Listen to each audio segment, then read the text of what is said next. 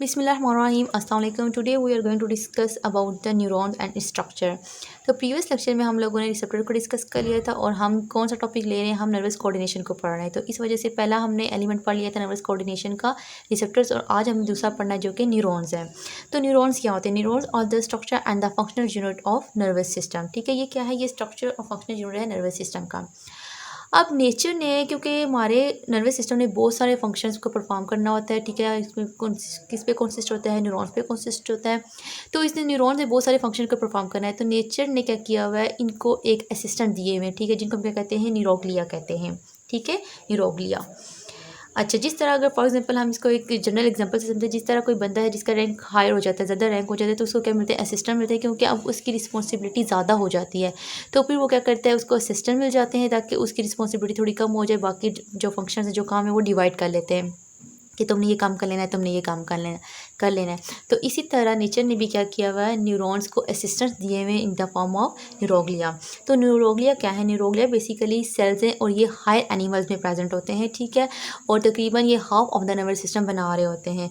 तो न्यूरोग्लिया क्या है? न्यूरोग्लिया जो है वो सेल्स हैं, और ये क्या, इनका काम क्या है? इनका फंक्शन ये है कि ये न्यूरॉन्स को न्यूट्रिशन प्रोवाइड करते हैं, और दूसरा ये क्या करते हैं? प्रोटेक्शन प्रोवाइड करते हैं, ठीक है, protection bye myelin sheath. For example अगर हम बात करें, आपके पास ये न्यूरॉन्स है और ये सेल बॉडी है, तो ये एक्सोन जा रहा है, तो यहाँ पे क्या करते हैं? इसके आगे पीछे एक शीट बना लेते हैं जिसे हम क्या कहते हैं? Myelin sheath. वो माइलिन शीट किससे मिलके बनी हुई है? वो न्यूरोग्लिया सेल से मिलके बनी हुई है, और इसकी एग्जांपल है शवान सेल। ठीक है, जो माइलिन शीट बनी हुई होती है वो किससे मिलके बनी होती है? शवान सेल। और शवान सेल बेसिकली कौन से सेल्स होते हैं? न्यूरोग्लिया सेल की एग्जांपल है। तो हमने बात की कि क्या करते हैं neuroglia? Nutrition of the neurons मिलके भी क्या करते हैं? न्यूट्रिशन प्रोवाइड कर रहे होते हैं न्यूरॉन्स को, और न्यूरॉन्स को प्रोटेक्शन दे रहे होते हैं बाय द माइलिन शीथ। और ये प्रेजेंट कहाँ पे होते हैं? हायर एनिमल्स, इवन ह्यूमंस में। और क्या करते हैं? Half of the nervous system जो है वो न्यूरोग्लिया बना रहे होते हैं। नेक्स्ट आ जाते हैं main parts of the neurons, क्योंकि जो आपने प्रीवियस इसमें 10th क्लास में आप लोग न्यूरॉन्स के टाइप्स को पढ़ के आए, तो हम वो यहाँ पे डिस्कस नहीं करेंगे, जिसमें आपके पास मोटर न्यूरॉन्स होती हैं, सेंसरी न्यूरॉन्स होती हैं, और एसोसिएटिव न्यूरॉन्स होती हैं। ठीक है, सेंसरी न्यूरॉन्स क्या करती है? वो किसी भी सेंसरी न्यूरॉन्स क्या करती हैं? वो किसी भी रिसेप्टर्स को जो है वो स्टिमुलस को रिसीव करते हैं, और फिर वो आगे सेंसरी न्यूरॉन्स के थ्रू इंटर न्यूरॉन्स के पास पहुंच जाता है, और इंटर न्यूरॉन जो है वो इन्फॉर्मेशन स्कैन करके क्या करता है? मोटर न्यूरॉन्स के थ्रू इफेक्टर्स को देता है, भाई तुम जाके क्या करो? अपना एक्शन परफॉर्म करो या रिस्पॉन्स करो। तो अब हमने main parts of the neurons को डिस्कस करना है। तो न्यूरॉन्स के बेसिकली दो पार्ट्स होते हैं, एक होता है सेल बॉडी, और दूसरा होता है फाइबर। सेल बॉडी को हम सोमा भी कहते हैं, ठीक है, सोमा क्योंकि सोमा बॉडी जो है वो यूज होता है बॉडी के लिए। और फाइबर जो है वो दो होंगे, आगे डेंड्रॉन्स होते हैं या डेंड्राइट्स कहते हैं, और एक एक्सोन होता है। तो सबसे पहले हम डिस्कस करते हैं सेल बॉडी को। तो सेल बॉडी क्या है?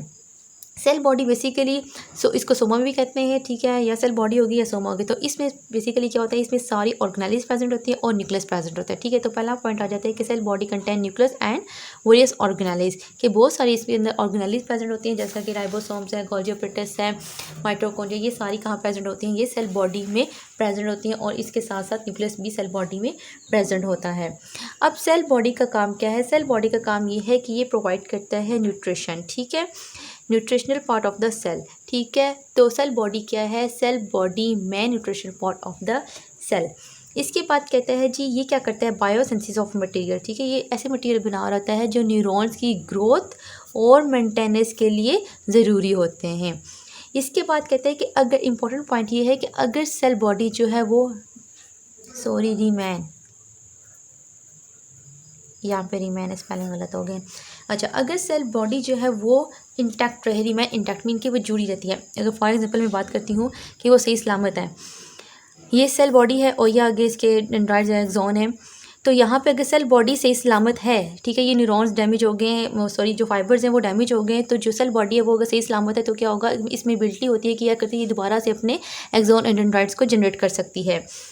तो इसलिए वजह से लिखा है कि if cell body remain inter it can regenerate the axon and dendrites fibre. ये क्या करते हैं? अगर सेल बॉडी जो है इसको कुछ नहीं हुआ, ये सही सलामत है, तो क्या होगा? ये इसमें एबिलिटी होती है कि अपने एक्सोन और डेंड्राइट्स को दोबारा से बना सके, और एक बार जब न्यूरॉन मैच्योर हो जाते हैं तो वो दोबारा से डिवाइड नहीं हो सकते।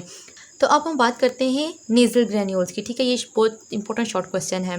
तो नेज़ल ग्रेन्यूल्स कहाँ प्रेजेंट होते हैं? ये सेल बॉडी में प्रेजेंट होते हैं और एब्सेंट होते हैं डेंड्राइट्स और एक्सोन में, ठीक है। और ये बेसिकली नेज़ल ग्रेन्यूल्स होते क्या है? नेज़ल ग्रेन्यूल्स जो है वो group of the ribosome associated with the rough endoplasmic reticulum और गोल्गी अपैरेटस। बेसिकली ये कहते हैं ये राइबोसोम का ग्रुप होता है जो कि रफ एंडोप्लाज्मिक रेटिकुलम के साथ जुड़ा होता है और गोल्गी अपैरेटस के साथ। और इसका काम क्या होता है? ये बायोसिंथेसिस ऑफ मटेरियल, ठीक है, ऐसे मटेरियल बना रहा होता है जो न्यूरॉन की मेंटेनेंस और उसके ग्रोथ के लिए ज़रूरी होते हैं। होप सो यहाँ तक आपको क्लियर हो गया होगा।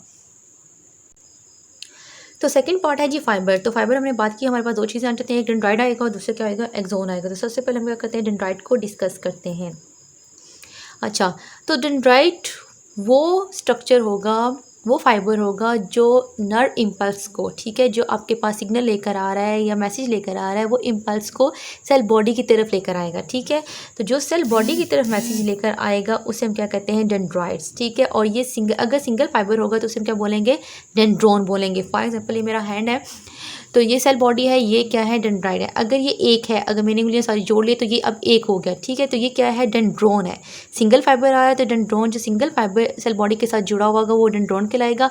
और जब बहुत सारे फाइबर, ये भी फाइबर है, ये भी फाइबर है, ये भी फाइबर है, ये भी फाइबर, जब बहुत सारे फाइबर सेल बॉडी के साथ जुड़े हुए होंगे तो उसको हम क्या बोलेंगे? डेंड्राइट्स बोलेंगे, ठीक है। अगेन रिपीट करती हूँ कि अगर ये एक फाइबर है, ठीक है, ये सारे फिंगर्स एक ही हैं, अब ये एक फाइबर है तो सेल बॉडी के साथ जुड़ा हुआ है तो that is a dendron.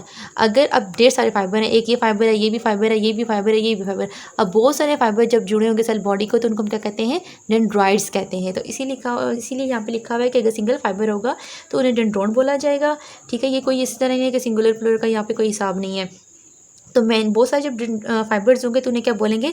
Dendrites बोल। और इनकी अपीयरेंस जो होती है वो स्पाइनी लुक होती है और ये शॉर्ट होते हैं as compared to axon. Next आ जाते हैं आपके पास एक्सोन। तो एक्सोन क्या करते हैं? एक्सोन जो इम्पल्स आती है उसको away from the cell body, तो उसको क्या करते हैं? सेल बॉडी से लेके जा रहे होते हैं। जो इम्पल्स आएगी सेल बॉडी की तरफ वो डेंड्राइट्स लेकर आएंगे, जो सेल बॉडी से इंफॉर्मेशन इम्पल्स को लेके जाएंगे वो क्या होंगे? वो एक्सोन होंगे। तो एक्सोन क्या हो गया? एक्सोन बेसिकली क्या करते हैं? कह रहे हैं impulse away from the cell body, जो सेल बॉडी से इम्पल्स को लेके जा रहे होंगे हम क्या बोलते हैं? एक्सोन बोलते हैं, ठीक है। और ये जो है वो लॉन्ग होते हैं एज कम्पेयर टू डेंड्राइट्स, तो more than 1 metre long, mean के 1 मीटर से ज़्यादा लंबे होते हैं। और इसके अंदर बहुत सारी चीज़ें पाई जाती हैं, जैसा कि माइक्रोट्यूब्यूल्स हैं, न्यूरोफाइब्रिल्स हैं, रफ एंडोप्लाज्मिक रेटिकुलम है, माइटोकॉन्ड्रिया है, ये पूरे एक्सोप्लाज्म में प्रेजेंट होते हैं। एक्सोप्लाज्म किसे कहते हैं? हम एक्सोन के साइटोप्लाज्म को, ठीक है। तो अगर पूछें कि आपके पास तो एक्सोप्लाज्म बेसिकली एक्सोन का साइटोप्लाज्म है। तो एक्सोन के साइटोप्लाज्म में, एक्सोप्लाज्म में भी क्या चीज़ें प्रेजेंट होती हैं? Microtubule, neurofibril, endoplasmic reticulum, mitochondria etcetera, ये चीज़ें प्रेजेंट होती हैं। होप सो आपको आज का लेक्चर समझ आ गया होगा। दुआ में याद रखिएगा। अल्लाह हाफिज़।